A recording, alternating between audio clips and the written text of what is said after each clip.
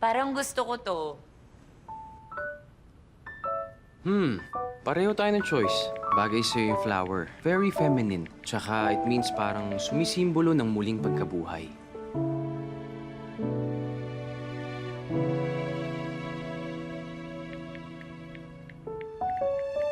Aba, ilang araw pa lang kayong break, may nagpapangiti na agad sa'yo? Uy, hindi walang ganon. Yung tattoo artist ko to, pinag-uusapan namin yung design na gagawin dun sa pag-cover up. Ah, ayun. Kilala kaya kita, apakabilis mong ma-fall, no? Patingin nga, patingin.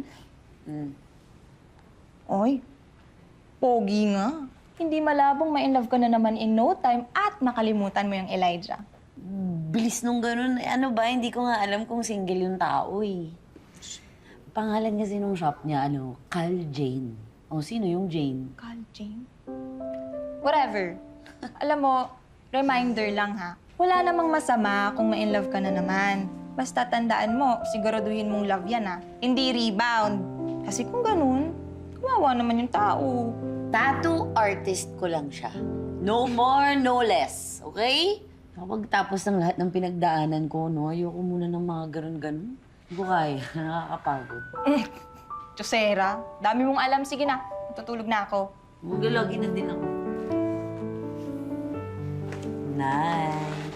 Night-night ka dyan.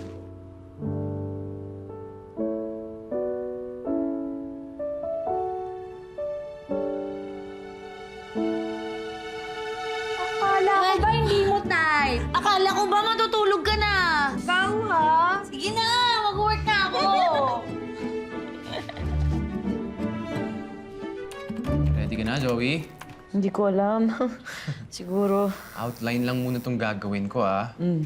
So wala pang mga malalaking no? Wala pa. Yung stencil. Okay. Okay. Muna ito yung design na napili mo. Okay. Uy, relax ka lang. Wala pa. Stencil pa lang to. Okay, sorry. Wala pa yung... Okay. Relax. Wala pa. Oh, yan ang... Ano pa lang yan. Itsura niya. Ready ka na? Game na? Oh, inhale ka muna. Parang ano lang yan. Parang kagat lang ng langgam. Okay. Ganun lang. Pero madaming kagat. Hindi naman. Unti lang. Okay. Unti lang. Ha? Okay. Relax ka lang. Dito lang ako. Ito na. Mag-start na tayo. Wala ko ng ink. Ako. Teka. Wait lang. Wait lang. Nakabahan na. Wait lang. Pa. Okay, sige. Go. Game. Isa ka. Okay. Uy, Zoe! Uy, huwag kang magbiro. Zoe! Shh! Zoe, hello! Uy! Uy, Zoe! Gising!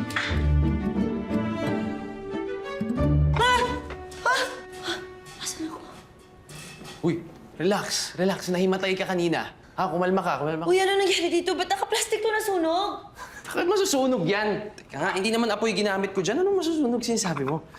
Alam mo, binalot ko yan para hindi mag-infeksyon. Huwag mong tatanggalin yan at huwag mong babasahin hanggang makabalik ka next week.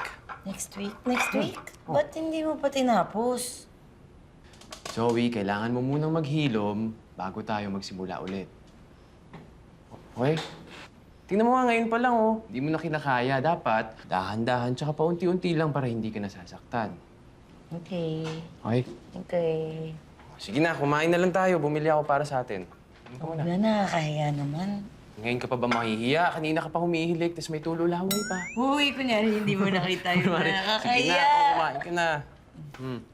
Salamat. Sarap to. Kaya pa di ako magtanong. Ano yun? Sino si Jane? Fiancé ko. Fiancé? Pero 3 years ago, wala na siya. Nabunggo siya ng isang reckless driver habang tumatawid. Sorry. Dapat di ko na tinanong. Okay lang yun. Alam mo, dami nga nagsasabi sa akin na mag-move on na daw ako. Pero paano? 7 years din kami noon eh. Kasal na lang ang kulang.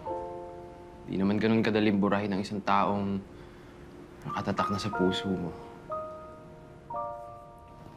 Sabi mo nga, di ba, baka Di naman kailangan burahin. Pwede mo naman i-cover up.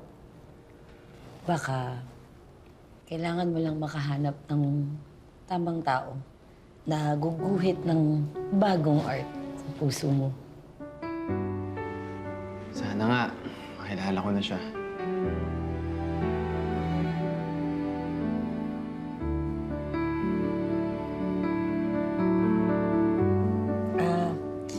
Salamat sa pagkain. Medyo gabi na din eh.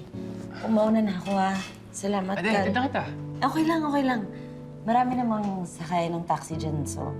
magkita tayo next week. Oh. Sige, thank you. Sige, Thank ingatan you. mo yan, ha? Oo, salamat. Ano yan? Bye.